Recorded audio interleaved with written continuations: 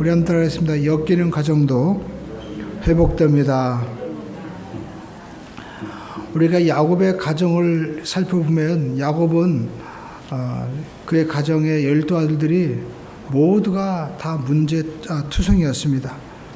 그의 가정에는 요즘에 나오는 막장 드라마와는 비교할 수 없는 정말 아주 심각한 일들이 많이 일어났습니다. 장남이 아버지 첩과 통관하는 근친상간, 그리고 또 형제들이 형제를 팔아서 또 거짓말하는 인신매매, 그리고 또 가정의 폭력, 또 거짓말, 시기, 질투, 이 모든 것들이 정말 이루 말할 수 없는 그러한 가정이었죠. 이런 가정이 어떻게 그 구약을 대표하고 또 이 교회의 모델이 될 수 있냐라는 것이죠. 이 12아들들이 모두가 이스라엘의 각 지파의 리더가 되고요. 또 이 12지파는 우리가 요한계시록 5장에 보면 24장로가 나오죠. 바로 구약과 신약의 12지파와 12제자들을 대표하는 그런 교회의 모델이 바로 12아들인 것입니다. 이것은 바로 우리 현대 교회 모델이기도 한 것이죠. 이것은 결국 무엇을 말합니까? 문제가 있고 또 아주 절망의 가정이라 할지라도 회복될 수 있다는 거예요. 하나님이 함께 하시고 하나님이 함께하는 그러한 가정에는 어둠이 변화에 빛이 되는 역사가 나타나고, 교회가 아무리 문제가 있고 나라와 민족에 문제가 있어도 그곳에 하나님이 함께하는 그러한 역사가 있기만 하면 얼마든지 변화시킬 수 있는 능력이 야곱의 가정에 있었던 것처럼 우리의 가정과 가문에도 나타나게 된다라는 것입니다. 그러므로 우리에게 희망이 있죠. 우리가 아무리 힘들고 어렵고 또 문제가 있어도 하나님이 하시면 할 수 있습니다 라는 믿음을 가지고 우리가 나아갈 수 있는 것이죠. 그러면 구체적으로 이렇게 정말 문제투성이었던 이 12아들들이 어떻게 이렇게 변화되어서 이스라엘 민족의 그리고 교회의 모델이 될 수 있었을까요? 그것은 첫 번째, 그 가정에 유다가 바로 희생이 되었다라는 것입니다. 여러분, 우리가 성경 보면 창세기 이제 요셉의 이야기가 37장부터 나오기 시작합니다. 요셉이 그 집안에 이제 37장에 등장하고 애굽으로 팔리는 내용이 나오죠. 형들이 그들을 팔아먹었습니다.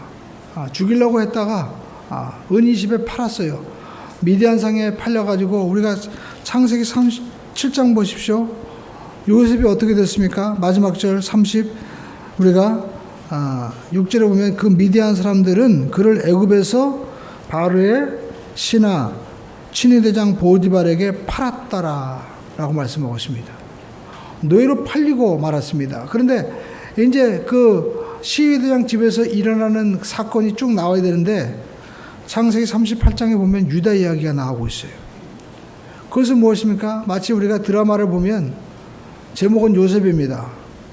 요셉이 야곱의 아들이었고 그 집에 아주 총명하고 또 하나님으로부터 큰 아주 놀라운 신비한 꿈도 받은 사람이었습니다. 그런데 그 이야기를 전개되다가 갑자기 유다가 나오죠. 그리고 나서 다시 이제 요셉의 이야기가 39장부터 이어지게 되는 걸 볼 수가 있습니다. 그러면 우리는 어떤 것을 생각할 수 있을까요? 유다가 뭔가 이 요셉의 이야기에서 굉장히 중요한 인물이구나 라는 것을 예측하게 되는 거죠. 자, 그럼 유다는 어떤 인물이었습니까? 우리가 유다 이야기가 38장 1절에 보시죠. 요셉이 형들에 의해서 팔리고 나서 그는요 집을 떠났어요. 38장 1절 보시죠. 그 후에 유다가 자기 형제들로부터 떠나 내려가서 아둘람 사람 시라와 가까이 하다가 38장 2절 유다가 거기서 한 가나안 사람 수아라 하는 자의 딸을 보고 그를 데리고 동침했다. 그래서 거기서 결혼해가지고 애 낳고 있었어요. 그래서 그 아이들의 이름이 엘과 오난과 그리고 어떻게 또 셀라라고 나오고 있습니다. 자, 우리가 여기서 알 수 있는 것은요, 유다는 왜 집을 떠났을까요? 여러분, 가정에 보면 자녀들이 집 나가잖아요. 왜 집 나가요? 문제가 있으니까. 문제 가정에는요, 이 자녀들이 뛰쳐나가는 거예요. 유다도 자기 가정을 보니까 아버지를 하나님 믿는다고 하는데 세상에 막 편애하는 거예요. 이 야곱의 부인이 4명이었잖아요. 라헬과 셀라 그리고 몸종까지 부셔가지고 자녀를 막 낳으니까 얼마나 복잡하겠습니까? 거기다가 똑같이 사랑해주면 괜찮은데 또 라헬만 사랑하는 거예요. 그러면서부터 그 가정에 이 편애로부터 여러 가지 갈등이 휩싸이게 됩니다. 그리고 더 골 때리는 거는 아이 세상에 그렇다고 해서 요셉을 죽이고 팔 건 뭡니까? 그것까지도 좋았어요. 아버지한테 새빨갛게 거짓말합니다. 은 20에 미디안 상인에게 팔아놓고 그의 옷을 벗겨다가 찢어가지고요. 거기다가 뭐예요? 피를 묻혀가지고 아버지한테 갖다 주는 거예요. 아버지, 요셉 죽었어요. 그 아버지는 갑자기 기절하죠. 요셉아, 나도 같이 죽는다고 막 하는데 그들은요, 아유, 거짓말 했으니까 안 되겠다. 라고 얘기하는 게 그냥 싹 입 다물고 있는 거예요. 근데 집안에서도 보면은요, 우리가 보면 심각한 문제는 어떻게 해요? 그냥 덮고 살아요. 우리가 국가에도 마찬가지죠. 우리가 심각한 문제는 어떻게 다 덮고 지나가려고 그러잖아요. 근데 그게 건강한 게 아니에요. 덮으면 나중에 썩게 되죠. 그래서 사실 우리가 자기 속에 있는 내면의 문제를 다 오픈시켜서 우리가 살아가야 되는데 이게 사실 만만치 않은 문제죠. 그러나 내가 내 문제, 내 속에 있는 거, 난 정말 죄인입니다. 나 옛날에 잘못했거든요. 나 옛날에 살인하고, 나 옛날에 도둑놈이었어요. 라고 하는 사람은 이미 그 사람은요, 하나님 앞에 용서받고 대단한 사람이에요. 그러나 그렇게 하지 못하는 것이, 만만치 않은 것이 바로 인생이죠. 야곱도 그냥 덮은 거예요. 그 집안에서도. 우리가 다윗의 집안에도 뭐 근친상간이 일어나잖아요. 암논이 막 다말을 겁탈하고, 그죠? 그때 어떻게 했어요? 그냥 덮어버렸잖아요. 그러니까 나중에 압살롬이 또 막 죽이고 그 집안에 칼이 끊이지 않고 그 원인이 뭐예요? 죄악을 덮어버리니까 그게 나중에 계속해서 문제가 되는 거예요. 그러니까 우리 교회 와서도요, 마찬가지입니다. 어떤 사람은 자기를 막 덮어요. 포장해요. 치료가 안 돼요. 예수 만나서 내 속에 있는 것을 솔직히 나는 죽일 놈입니다. 나는 죄인입니다. 라고 할 때 그때 자유롭게 되고 우리 모두가 나도 똑같은 죄인입니다. 라고 우리가 고백할 수 있게 되는 거죠. 근데 그 집안은 그러지 못했어요. 덮어버리니까 유다가 뭘 봤을까요? 이야, 이 집안이 어떻게 형들이 이럴 수가 있느냐. 집을 떠나버렸어요. 그래서 나가서 방황하는 겁니다. 그래서 이방 여인 만나서 이제 아들 셋 낳았죠. 근데 그 아들들이 행복하냐? 그러지 못했어요. 아들들이 이제 첫 번째 유다가 낳은 아들이 결혼했습니다.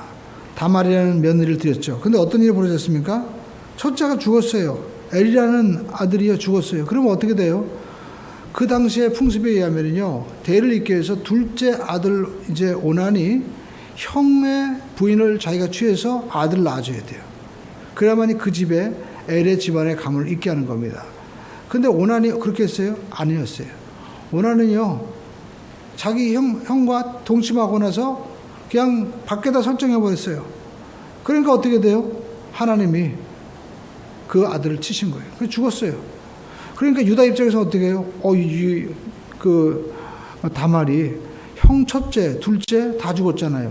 유다가 막내까지 죽겠다. 그래가지고 마지막 셀라는 그에게 주었을까요? 안 줬어요. 그래가지고요, 어떤 일이 벌어졌습니까? 세월이 지나도 준다고 해놓고 안 주니까 이제 다말이요, 꾀를 낸 거예요. 어떻게 꾀를 했습니까? 아버지를 통해서 대를 이으려고 한 거예요. 그래가지고 그 이스라엘 말하면 양털 깎는 시기가 요즘 말하면 농사 우리가 수확하고 난 시기거든요. 그때 사람들이 흥청망청하고 붕 떠 있는 거예요.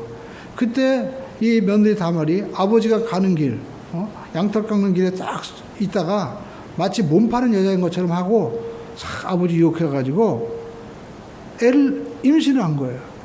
근데 유다는요, 그때 잘못했어요. 왜냐하면 자기 돈이 없다고 그래가지고 뭘 줬냐면 지팡이, 그 다음에 인장을 주었습니다. 얼마 후에 소식이 들린 거예요. 우리가 38장 보시죠. 38장 한번 읽어볼까요? 자, 어떤 사람이 얘기를 합니다. 석 달쯤 후에 24절 말씀이죠. 자, 읽어볼까요? 시작. 며느리 다말이 행음하였고 그 행음으로 말미암아 와, 불살을 해, 세상에. 불살로 죽이라는 거예요. 그러니까 여러분, 이제 다말은 며느리는 죽게 됐어요. 근데 여인이 얘기합니다. 뭐라고 얘기하냐면 25절에 여인이 끌려나갈 때 사람을 보내어 시아버지에게 이르되 이 물건 임자로 말미암아 임신하였나이다. 청하건대 보소서. 도장과 그 다음에 끈과 지팡이가 누구의 것이니까. 알고 보니까 유다 거예요. 자기가 얼마 전에 자기가 행음했거든요. 근데 보니까 이 여인이 다말이 자기 며느리인 거예요.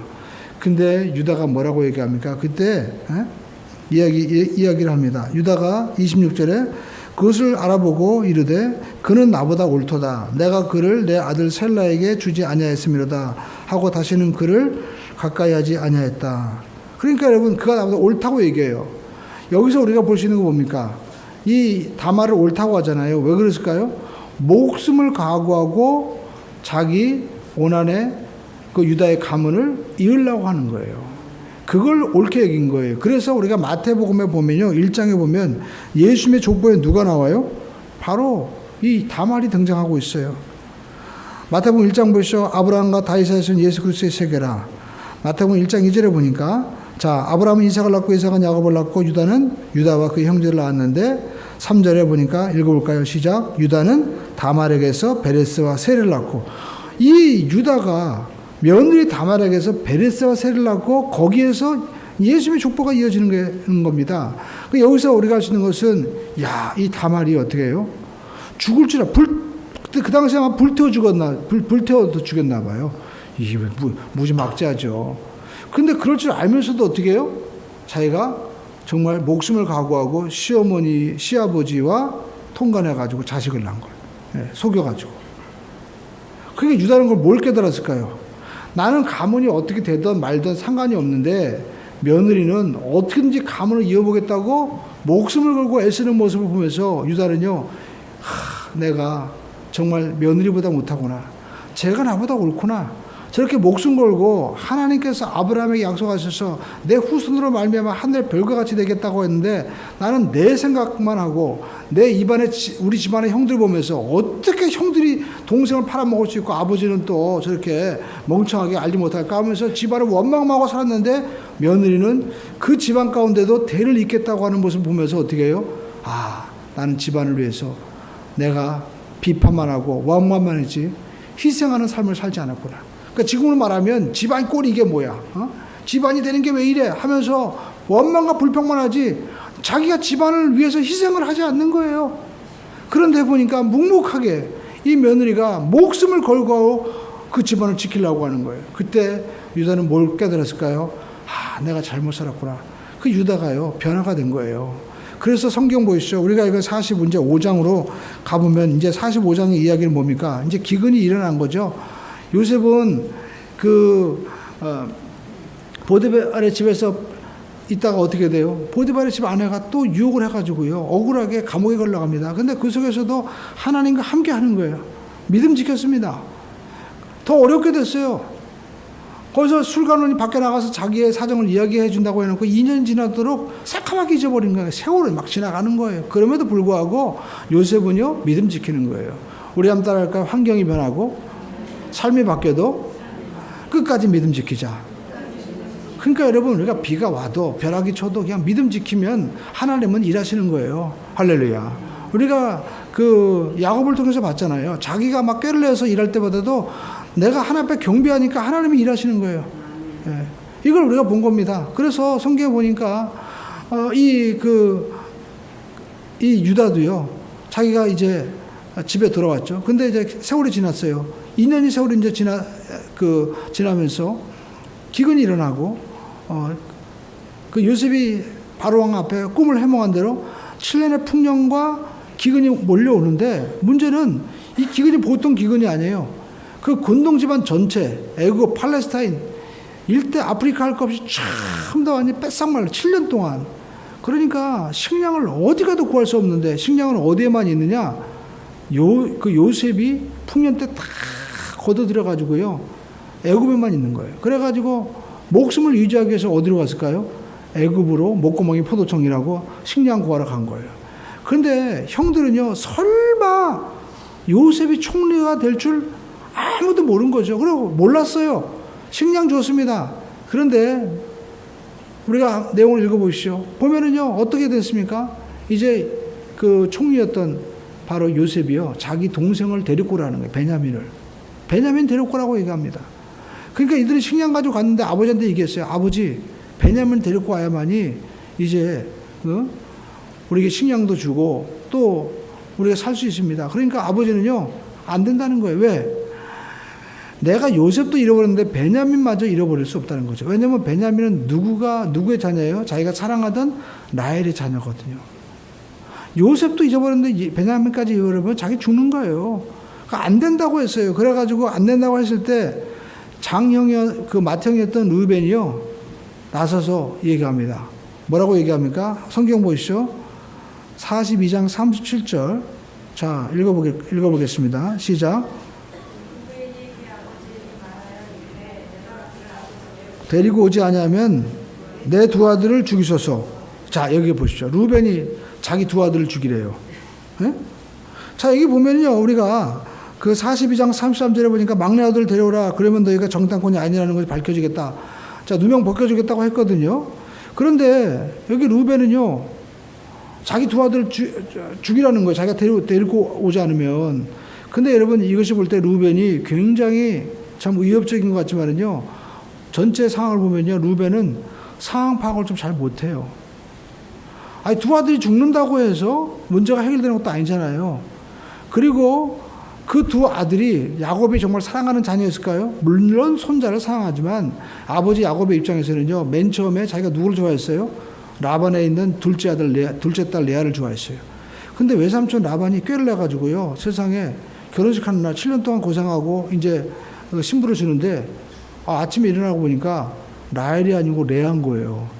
야, 그거 보면 남자도 희한해요. 남자는요, 얼굴 이쁜 거 보고 왔다가 밤에는요, 구분도 못하고 아침 되니까 또 얼굴 보고 원망하는 거예요. 그게 참 남자예요, 보면은. 남자는 다 그런 것 같아요, 보니까. 그런데, 그래도 이제 야곱이 막 화가 나가지고 이럴 수가 어딨냐고. 그러니까 또 외삼촌 라반이 뭐라고 얘기하는지 아십니까? 우리 동네에서는 큰애를 먼저 시집 보내지 않고서는 둘째 안 보낸다. 그러니까 동생 둘째를 줄 테니까 7년을 더 일해라. 그래가지고 무려 14년 동안 그냥 1+1 받으면서 고생 직설하지게 한 거예요. 그러니까 이 야곱 입장에서는요, 레아를 볼 때 어떤 마음이겠어요? 아주 마음 가운데 원한이 있겠죠. 그리고 어떻게 해요? 레아가 난 첫째 아들 루벤 어떻게 사랑했을까요? 뭐했을까요? 별로 사랑 안 했을 거예요.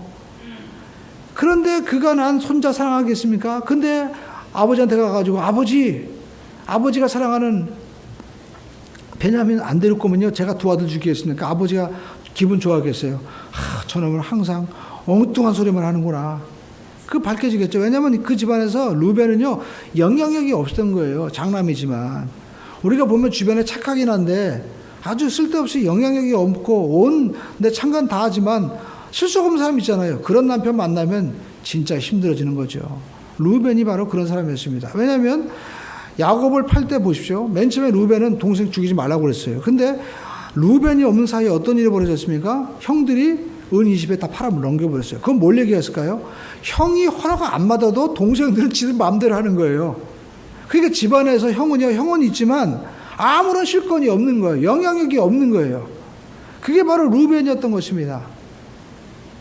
그런데 유다는요, 실질적으로 얘기하는 거예요. 아버지, 제가 볼모는 않겠습니다. 제가 책임지겠습니다. 라고 얘기하는 거예요. 그래서 그 내용이 우리가 읽은 44장에서 나오죠. 자, 4장에 갔습니다. 44장 우리가, 자, 읽어보시죠. 이제 루벤이 왔어요. 그때, 이 루벤이 막내 아들 베냐민을 이제 데리고 왔을 때 뭐라고 얘기합니까? 44장 30절 말씀 읽어보겠습니다. 시작. 44장 30절. 아버지의 생명과 이 아이의 생명이 서로 하나가 묶여 있거늘 이제 내가 죄종 우리 아버지에게 돌아갈 때 이 아이가 우리와 함께 가지 아니하면, 그러니까 아버지의 생명과 이 아이의 생명이 서로 하나가 되었다. 이게 뭐예요? 아버지는 이 막내 아들 베냐민 없으면 죽는다는 거예요. 왜? 아버지가 정말 사랑하는 아들 그 아내였던 바로 레아의 아들이기 때문에 다른 아들보다 더 사랑하는 게 요셉인데 요셉 잃어버렸으니까 그 동생 애착을 가지고 있거든요. 그러면서 31절에 아버지가 아이 없음을 보고 죽으리니, 그러니까 만약에 이 베냐민 여기다 놓고 하면 아버지 죽는다는 거예요. 그러면서 32절에 뭐라고 하니까 주의 종이 내 아버지에게 아이를 담보하기를 내가 아버지에게로 돌아오지 아니하면 영영이 아버지에게 죄짐을 지으리다. 이제 주의 종으로 이 아이를 대신하여 머물러 있어 내 주의 종이 되게 하시고, 자기가 종이 되겠다는 거예요. 그리고 이 아이를 어떻게 해요? 형제들과 함께 올려 보내소서. 베냐민 올려 보내십시오. 그리고 제가 종으로 남겠습니다. 그러니까 이 얘기를 하면서 여러분, 이 요셉은 어떤 마음을 느꼈을까요? 자기도 종으로 팔려왔는데, 종 생활이 얼마나 힘든데, 세상에 유다가 그 형이 종이 되겠다고 하는 거예요. 그리고 자기는 팔려왔잖아요. 그러니까 베냐민도 제가 생각할 때 베냐민도 그냥 남기고 자기들 식량 구하러 놓고 가겠지라고 했는데 형들이 변화가 된 거예요. 자기가 그 동생을 지키려고 하는 유다의 모습을 보면서 요셉의 마음이 어떻게 해요? 아, 형들이 변화가 됐구나. 아마 그 마음을 가졌게 되겠죠. 그러니까 여러분, 우리가 알 수 있는 것은 유다가 이렇게 희생하니까 이 가정이요, 회복의 역사가 나타나기 시작하는 거예요. 그리고 마태복음에 말씀한 대로 이제는 장자가 아닌 유다를 통해서 하나님이 예수님의 그 가문을 잇게 하시는 역사가 나타납니다. 여러분, 이것은 무엇을 얘기합니까? 가정에서도요, 우리가 어떤 단체에서도 희생하는 자가 리더가 되고 또 희생하는 자에게 하나님이 축복하시고 역사하신다는 겁니다. 이스라엘 역사를 보시죠. 성경에 보니까 사사기 1장 1절에 보니까 여호수아가 죽은 후에 누가 가서 싸우리까 할 때 하나님이 유다 지파가 올라가라. 그래서 유다 지파가 올라갑니다. 시므온과 함께. 그러니까 여러분, 유다가요, 이제 이스라엘의 모든 12지파 가운데 항상 내가 먼저 하겠습니다, 내가 희생하겠습니다라고 나서는 거예요. 갈렙도 마찬가지입니다. 우리가 여호수아 14장에 보면 여러분 6절에 14장 6절에 이와 같이 말씀하고 있죠. 14장 여호수아 14장 6절 보십시오. 여기 보니까 그때 유다 자손이 길갈에 있는 여호수아에게 유다 자손이 나왔어요. 그때 그니스 사람 여분네 아들 갈렙이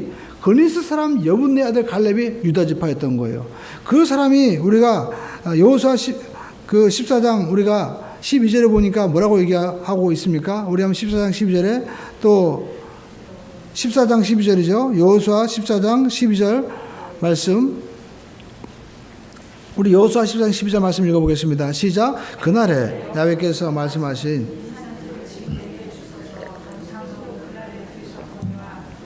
안악자 사람들이 있고 성읍들은 크고 견고할지라도 야훼께서 나와 함께 하시면 내가 여호와 말씀하신 대로 그들을 쫓아내리라. 이 헤브론 산지가요, 정복하지 못한 땅이었어요. 왜 정복하지 못했을까요? 이유가 나오죠. 거기 누가 있어요? 안악자손, 거인들이 있는 거예요. 싸워도 싸움이 안 돼. 너무 강해요. 그리고 그 성읍이 어떻게 굉장히 견고한 거예요.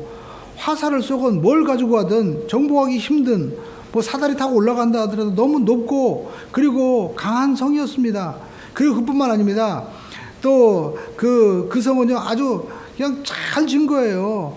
그래가지고 아무도 올라가서 정복하지 못하는데 누가 올라가게 되는 거예요? 갈렙이 누구였어요? 유다 지파.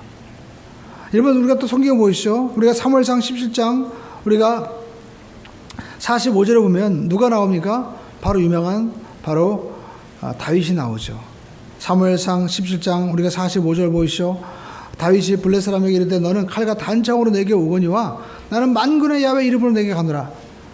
생각하고 전쟁을 할 때 칼도 안 가지고 지금 뭘 가지고 나가는 거예요? 하나님의 이름으로 물맷돌 가지고 나가는 거예요. 여러분 주변에 돈 있고 빽 있고 또 여러분 권력이 강하다고 해서 두려워할 필요 없습니다. 하나님이 나와 함께 하신다는 믿음을 가지고 나가길 주님의 이름으로 축원드립니다. 할렐루야. 여러분, 지금 뭐 비가 오잖아요. 이 비가 올 때는요, 최첨단 무기도 아무런 소용이 없습니다. 비행기도 못 떠요. 헬기도 못 뜹니다. 벼락 맞거든요. 일기를 누가 주관하는 거예요? 하나님이 주관하시는 거예요. 하나님이 벼락으로 꽉 때려버리면요, 비행기도 박살나고요. 하다못해 최첨단 슈퍼컴퓨터 시설도요, 여러분 정말 대벼락 때리면은요, 그냥 무너져 버리는 거예요. 그러니까 하나님이 나는 함께 한다는 걸 지금 다윗이 고백하는데, 이 사람이 누구 지파예요? 바로 유다 지파고, 그리고 다윗이 나가서 죽을 수도 있잖아요. 희생하는 거예요. 그러니까 하나님이 그에게 모든 이스라엘을 다 주게 되는 겁니다. 오늘날도 여러분 우리가 알 것은 가정이 살리는 비결 무엇이 있습니까? 희생하면 되는 거예요. 할렐루야. 나만 살려고 하니까 안 되는 거예요. 유다가 그걸 깨달았거든요. 나만 살려고 해서 갔다가 엘과 오난과 셀라 나왔더니 집안이 점점 콩가루가 되는 거예요. 그런데 며느리가 목숨을 각오하고 하는 모습을 보면서 야, 내가 잘못 살았구나. 저 며느리도 저 여자애도 가문을 살리겠다고 하는데 나는 가문을 살리기 위해서 한 게 뭔가. 그래서 돌아와서 그가 한 일이 뭐예요? 내가 동생 살리겠다고 희생하는 거예요. 그러니까 요셉의 마음이 감동이 되는 거죠. 자, 여러분 요셉이 그 모습을 보고 어떻게 합니까? 45장 1장 1절에 보니까 요셉이 시종하는 자들 앞에서 정을 억제하지 못하고 형들의 본심은 이게 아니었구나. 저렇게 베냐민 살려고 하는 거 보니까 정말 자기가 종이 되겠다고 나서는 모습을 보니까 그 종생활이 얼마나 힘든데 하면서 요셉이요 마음에 정을 억제하지 못하는 거예요. 그래서 사람들 다 물러가게 하고 어떻게 해요? 큰 소리를 막 옵니다. 2절에. 그러니까요 요셉이 45장 3절 보시죠. 형들에게 자기 자신을 이제 밝히는 거예요. 자, 45장 3절 읽어볼까요? 시작.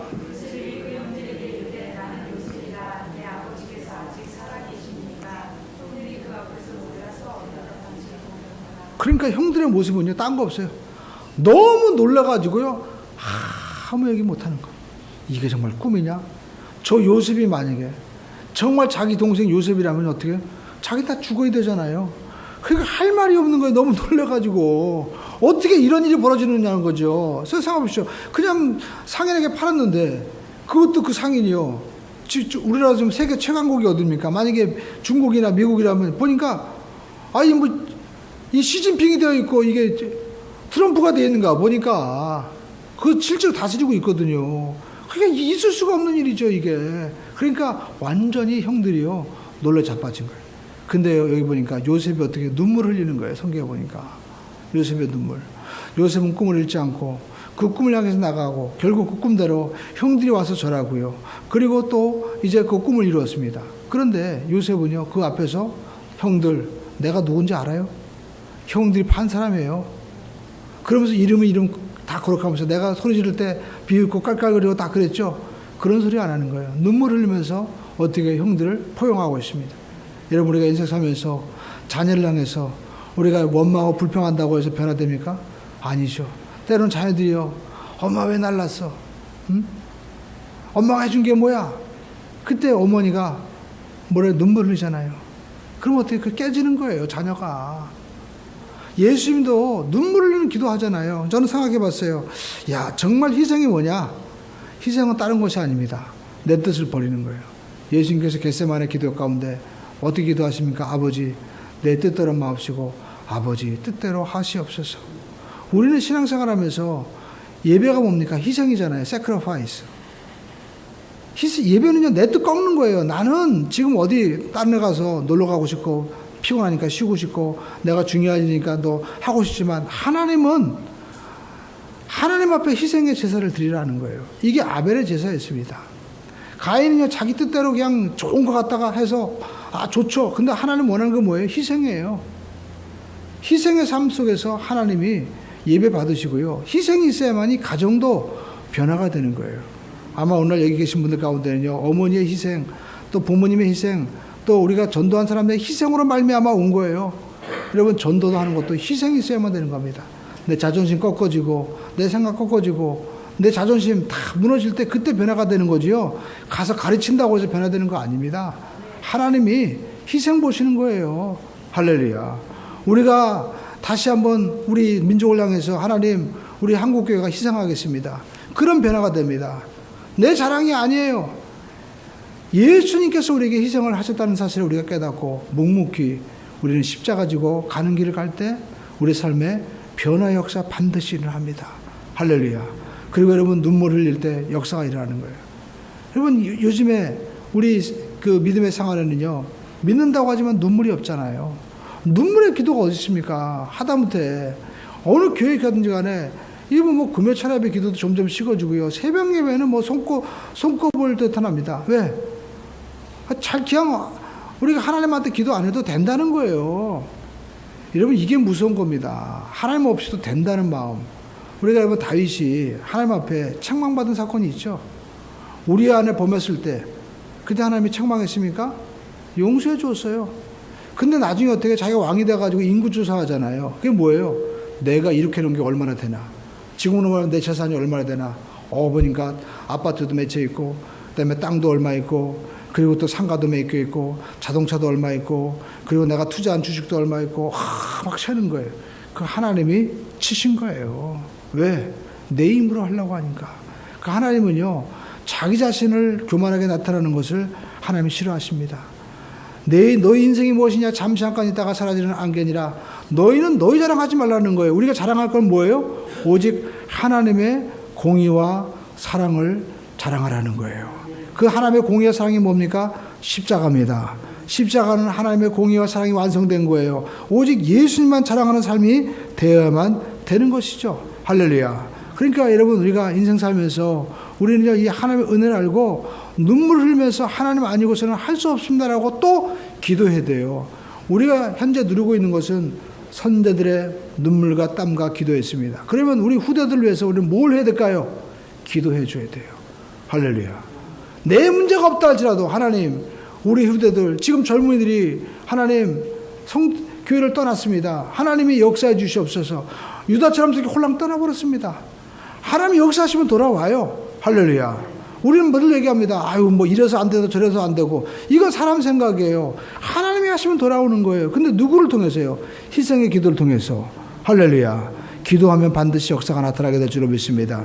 그 예수님처럼 눈물에 기도하면요, 하늘의 미랄이 땅에 떨어져 죽으면 많은 열매를 맺는 것처럼 우리가 하나님 앞에 기도하면 반드시 역사가 일어나게 되고 가정은 회복될 줄로 믿습니다. 여러분, 남편이 아무리 사고를 치고 자녀가 사고를 쳤다 할지라도 여러분, 아내가 그 자리에 지키고 눈물을 흘리면서 기도하면요, 돌아오는 거예요. 부모님이 속썩여도 자녀들이 뭐 할 게 뭐 있어요? 부모님이 속썩이니까 난 집 나간다. 아닙니다. 자녀도 부모를 위해서 기도해야 되잖아요. 기도하면 변화가 되는 거예요. 할렐루야. 눈물의 기도는 변화가 나타나게 될 줄로 믿습니다. 요셉이 정을 억제하지 못하고 자기 자신을 밝히니까 형들은 놀라 자빠졌습니다. 그러나 요셉은 얘기하죠. 이게 다 하나님의 섭리라는 거예요. 그래서 여러분, 요셉이 어떤 시각을 가졌어요? 하나님의 시각. 성경 보시죠. 요셉이 뭐라고 얘기합니까? 우리가 45장 5절 읽어보겠습니다. 45장 5절 시작. 당신들이 나를 이곳에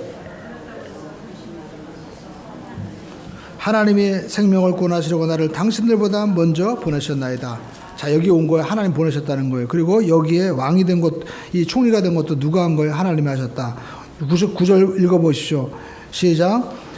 속히 아버지께로 올라가서 아뢰기를 아버지 아들 하나님이 나를 애굽의 정국의 주로 세우셨으니 지체 말고 내게로 오소서. 하나님이 세우셨다는 거예요. 바로가 세운 것 같지만 누가 세운 거예요? 하나님이 세우신 거예요. 그러면서 뭐라고 얘기합니까? 여러분, 요셉은요, 형들에게 형님들 식량 많이 가져가서 등 따수고 배부르게 먹고 사십시오라고 얘기했습니까? 10절 읽어볼까요? 시작. 아버지의 아들들과 손자들과 아버지의 양과 소와 모든 소유가 고센 땅에 머물며 나와 가까이 하소서. 11절 시작.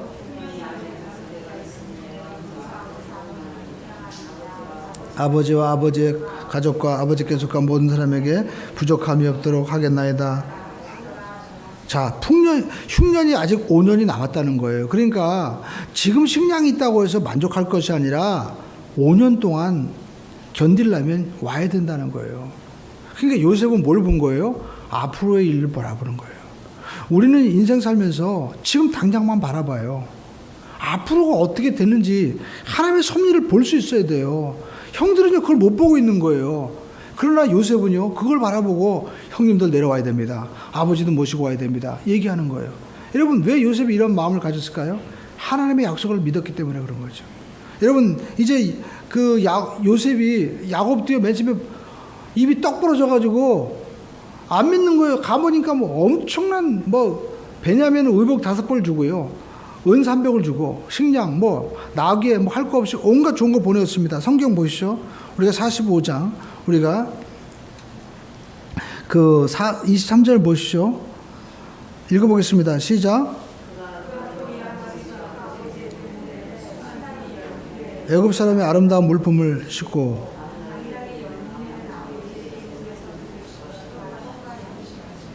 낙이 20마리에다가 양 엄청난 그런 식량이 막 다 오는 겁니다. 의복도 있어요. 거기에다가 어떻게 해요? 수레까지 가지고 왔습니다. 수레까지. 자, 성경 보시죠. 근데 우리가 여기서 볼 수 있는 거 영적으로 보면요, 아버지 야곱도 요셉이 이렇게 됐다고 했는데 못 믿었어요. 근데 뭘 보고 믿었어요? 성경 읽어볼까요? 자, 아버지 야곱에게 이르되 25절 26절 알리어 이르되 요셉이 지금까지 살아있어 애굽 땅 총리가 되었나이다. 야곱이 그들의 말을 어떻게 해요? 믿지 못하여 오르든지. 근데 믿게 돼요. 어떻게 믿게 돼요? 27절 말씀 시작.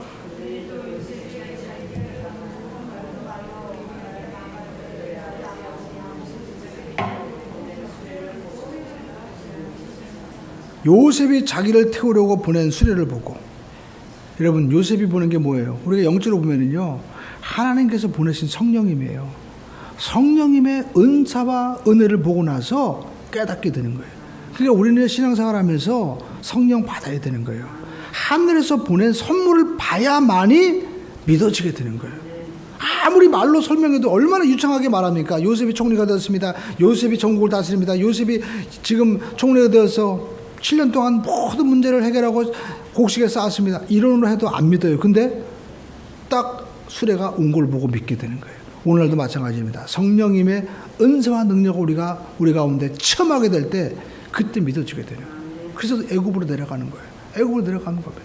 그 내용이 우리가 이제 나오고 있죠. 근데 우리가 성경에 보면은요, 우리가 요셉이 이와 같이 고백을 하고 있는 것을 볼 수가 있습니다. 요셉의 고백 11절 흉년에 5해가 남았다고 얘기하죠. 근데 요셉은 뭘 믿은 거예요? 하나님의 섭리를 믿은 거죠. 46장 3절 보시죠. 하나님이 이르되 나는 하나님이라. 내 아버지의 하나님이 누구예요? 내가 애굽으로 내려가기를 두려워하지 말라. 내가 거기서 큰 민족을 이루게 하리라. 그죠?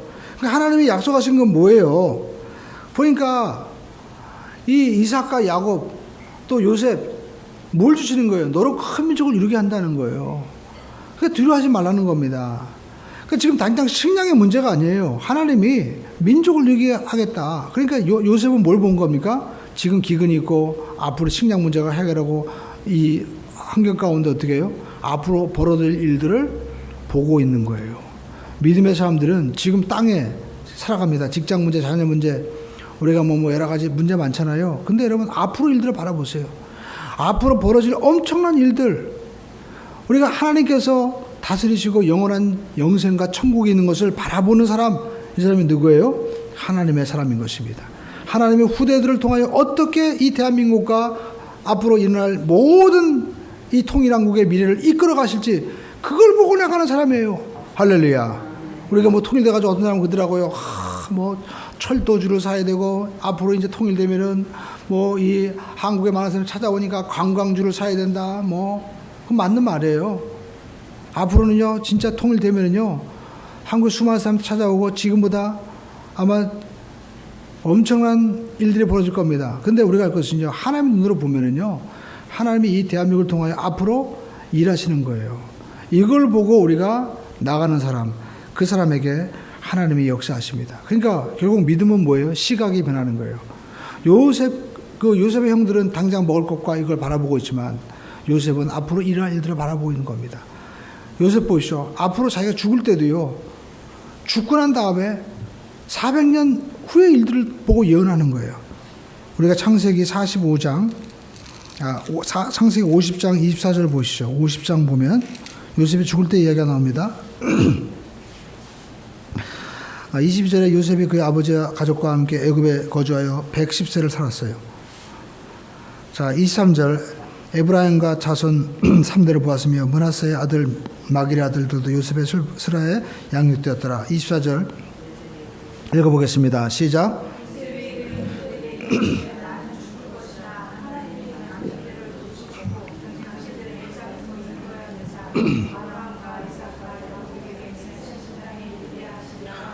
자기 육신은 죽지만 어떤 일이 벌어집니까? 이제 형제들에게 이릅니다. 하나님이 당시 돌본다는 거예요. 하나님은 어제나 오늘 영원토록 동일하셔서 하나님의 뜻을 이루어 가십니다. 그러면서 아브라함과 이삭과 야곱에게 맹세하신, 약속하신 어떻게 땅에 이르게 한다는 거예요. 할렐루야. 그러니까 자기를 이제 죽고 난 다음에 자기 뼈를 어떻게 해요? 25절 말씀 읽어볼까요? 시작. 요셉이 하나님이 반드시 당신들을 돌보시리니 당신들은 여기서 내 해골을 메고 올라가겠다. 해골 메고 올라가서 갔다가 가나안 땅에 묻으라는 거예요. 여러분 이걸 뭘 얘기합니까? 하나님이 약속한 것을 다 이룬다는 거죠. 그러니까 요셉은 앞으로 일어날 모든 일들을 믿음의 눈으로 보고 믿음의 눈으로 해석한 거예요. 여러분의 가문의 회복과 축복의 역사가 있기를 소망하고 이 나라 민족이 살기를 원하십니까? 하나님의 눈으로 바라보고 나가야 됩니다. 하나님의 눈으로 바라보는 게 믿음이에요. 할렐루야. 하나님의 생각을 가지고 나가는 것이 여러분 하나님을 기쁘시게 하는 것입니다. 그러니까 하나님이 뭐예요? 말씀하신 거 이루어진다는 거. 이 약속이 이루어진 내용이 출애굽이 이끈 것이고 이 구약의 모든 예언의 말씀이 이루어진 것이 신약의 예수님의 오심인 것입니다. 그 예수님이 오신 약속의 말씀이 다 이루어진 것이 바로 요한계시록 마라나타 아멘 주 예수여 어서옵소서 마지막 일어날 모든 일들이에요. 그러니까 우리는 뭘 믿어야 됩니까? 하나님의 약속을 믿어야죠. 예수님께서 뭐라고 말씀합니까? 오늘 우리가 성찰을 통해서 나는 하늘에서 내려온 떡이다. 이스라엘 백성들은 광야에서 이 떡을 먹고 죽었지만 이 떡을 내가 너에게 주는 피와 살을 먹는 자는 영원히 살리라. 이런 뭘 얘기합니까? 사람은 떡 먹고 살아야 되잖아요. 이스라엘 백성들 광야에서 떡 먹고 살았죠. 근데 그들은 뭐예요? 떡만 바라보고 5,000명이 환호하면서 야, 볼떡 5개와 물고기 2마리 가지고 5,000명 먹으니까 이분이 이 나라 왕이 되면 좋겠다. 왕 삼으려고 했잖아요. 근데 예수님 뭐라고 말씀하고 계십니까? 사람이 떡으로만 사는 것이 아니요 하나님의 입으로 나오는 말씀으로 살 것이라. 우리는 떡만 바라보고 돈만 바라보고 환경만 바라지만 이것을 준 사람을 기억하라는 거예요. 이 하나님께서 주었다는 것을 잊지 말라는 겁니다. 그 하나님이 여러분에게 영생 주시겠다고 하면 영생의 약속이 이루어지는 거예요? 안 이루어지는 거예요? 이루어지게 되는 거예요. 할렐루야. 여러분 우리가 보니까 뭐 테슬라 이런 사람들 보니까 그 수십 톤 되는 로켓도 싸가지고 막 하늘로 올라가지고 화성으로 보내는데 하나님이 여러분을 어떻게 여러분 공중으로 못 들리고 하나로 여러분 못 가게 하겠어요. 그분은 창조주 하나님이에요. 우리 생각할 때 막 우리가 중력의 법칙 그리고 또 우주의 또 이 모든 법칙을 어떻게 우리가 어긴다. 법칙을 만드신 분이 하나님이십니다. 하나님은 시간을 초월해서 계신 분이에요. 우리는 뭐 생각할 때 막 수십억 우리가 뭐 수백 년이라고 하지만 여러분 하나님은 그 시간 위에 계신 분이에요. 그러니까 하나님이 하시려면요 못 하실 일이 없는 거예요. 그렇기 때문에 야곱은요 이 요셉은 이 애굽에 있었지만 하나님이 하시면 400년 아니라 4,000년 지난 다음에도 일하실 수 있다는 거예요. 그렇기 때문에 내 뼈를 여기다 묻지 말고 가지고 올라가라. 근데 약속의 말씀이 이루어지잖아요. 그러니까 저와 여러분들은 이 약속의 말씀을 통해서 하나님의 약속의 말씀이 이루어질 줄로 믿습니다. 하나님의 섭리를 믿는 요셉의 신앙 갖게 도와주시고 하나님 앞에 내가 머리로만 믿는 신앙이 아니라 가슴으로 믿어지는 생활. 가슴이 찡할 때 눈물 흘리잖아요. 저들을 바라보면서 얼마나 인간적으로 살면 저렇게 욕심내고 저렇게 시기하고 다툴까. 하나님 긍휼하게 주시옵소서. 그 뜻을 초월해서 하나님 이렇게 총리를 세워주시는데 모든 먹을 걸 문제를 해결해 주시는데 하나님 저렇게 매달려 있는 하나님 육신의 인생을 불쌍히 여겨달라고 하는 그 마음의 기도를 우리가 드릴 수 있어야 되죠. 그러면 변화가 되는 겁니다. 그리고 여러분 유다의 희생 할렐루야. 나만 살려지 말고 너희가 먼저 그의 나라와 의를 구하라. 그리하면 모든 것들을 내게 더해 주시라. 이 하나님의 은혜가 우리 모두에게 넘쳐나게 되기를 주님의 이름으로 축원을 드립니다. 기도